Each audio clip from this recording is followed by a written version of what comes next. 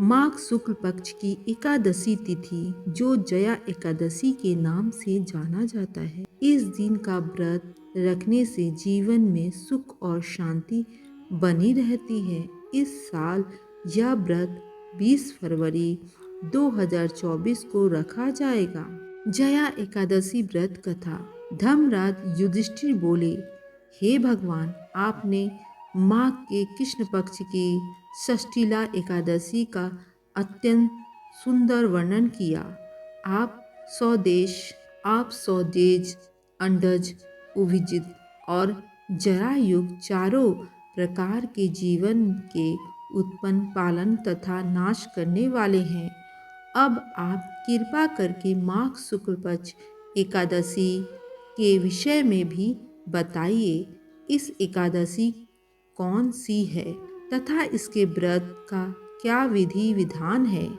इसका व्रत रखने से किस फल की प्राप्ति होती है और इसमें कौन से देव का पूजन किया जाता है? कृपया यह सब विधान पूर्वक कहिए। श्री कृष्ण कहने लगे कि हे राजन, माघ शुक्ल एकादशी के दिन आने वाले एकादशी को जया एकादशी के नाम से जाना जाता है। इसका व्रत रखने से मनुष्य ब्रह्म इत्यादि पापों से छूट कर मोक्ष को प्राप्त होता है तथा इसके प्रभाव से भूत पिशाच आदि योनियों से मुक्त हो जाते हैं। इस व्रत को विधि पूर्वक करना चाहिए। अब मैं तुमसे पद्म पुराण में वर्णित इसकी महिमा को एक कथा सुनाता हूँ।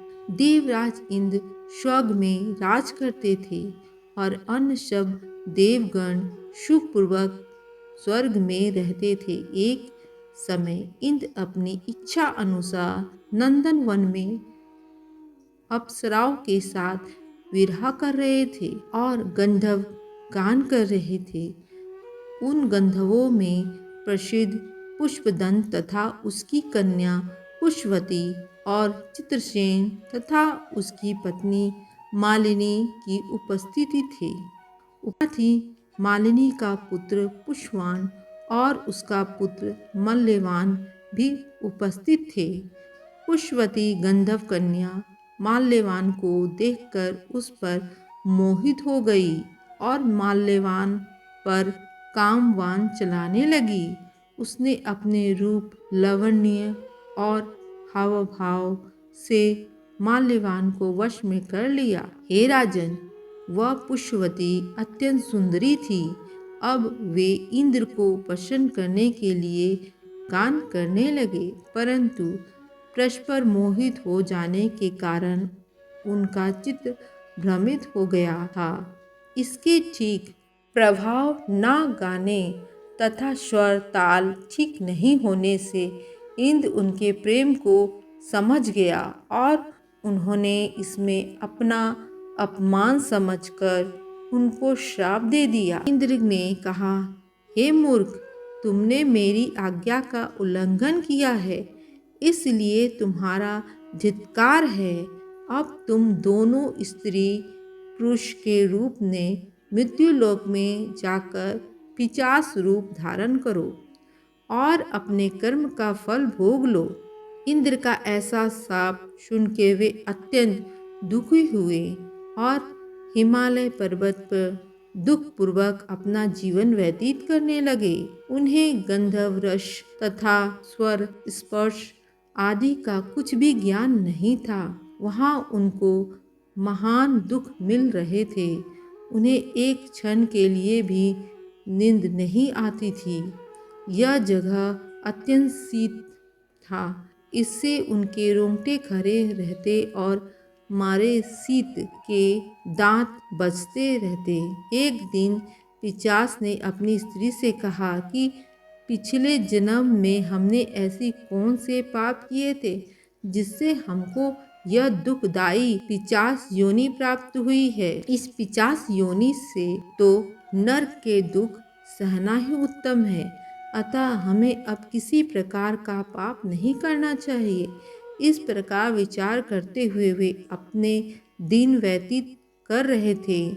देव योनि से भी माघ मास में शुक्ल पक्ष की जया नाम एकादशी आई। उस दिन उन्होंने कुछ भी भोजन नहीं किया एवं अच्छे अच्छे कार्य किए, केवल फल फूल खाकर ही दिन व्यतीत किया और संध्याकाल के समय दुखी अवस्था में पीपल के वृक्ष के नीचे बैठे गए। उस दिन सूर्य भगवान अस्त हो रहे थे। उस रात्र को अत्यंत ठंड थी, इस कारण वे दोनों शीत के मारे अति दुखित होकर मृत के समान आपस में चिपटे हुए पड़े रहे। उस रात्रि को उनको नींद भी नहीं आई। जया एकादशी के उपवास और रात्रि के जागरण से दूसरे दिन प्रभात होते ही उनकी पिशाच योनि से उन्हें छुटकारा मिला। अत्यंत सुंदर गंधर्व और अप्सरा की देह धारण कर सुंदर वस्त्र आभूषण से अलंकृत होकर उन्होंने स्वर्गलोक को प्रस्थान किया। उस समय आकाश में देवता उनकी स्तुति करते हुए पुष्प वर्षा करने लगे। स्वर्गलोक में जाकर दोनों ने देवराज इंद्र को प्रणाम किया। देवराज इंद्र उनको पहले रूप में देख के अत्यंत ही आश्चर्यचकित हुए एवं पूछने लगे कि तुमने अपनी यह पिशाच योनि से किस प्रकार छुटकारा पाया, अतः हमें यह सब बतलाएं। माल्यवान बोला, हे देवेंद्र, भगवान विष्णु की कृपा और जया एकादशी के व्रत से प्रभाव से ही हमारी पिशाच देह छूटी है। अब इंद्र बोले कि हे माल्यवान, भगवान की कृपा और एकादशी का व्रत करने से न केवल तुम्हारी पिशाच योनि छूट गई है, वरन हम लोग के भी वंदनीय हो गए हैं, क्योंकि विष्णु और शिव के भक्त हम लोग के वंदनीय हैं, अतः आप धन्य हैं। अब आप पुष्पवती के साथ जाकर विवाह करो। श्री कृष्ण कहने लगे कि हे राजन युधिष्ठिर, यह इस जया एकादशी के व्रत से बुरी बुरी योनि से भी मुक्ति मिल जाती है। जिस मनुष्य ने जया एकादशी व्रत किया है और श्री हरि के स्तोत्र का पाठ किया है, उसने मानो सब यज्ञ तप दान आदि कर लिए।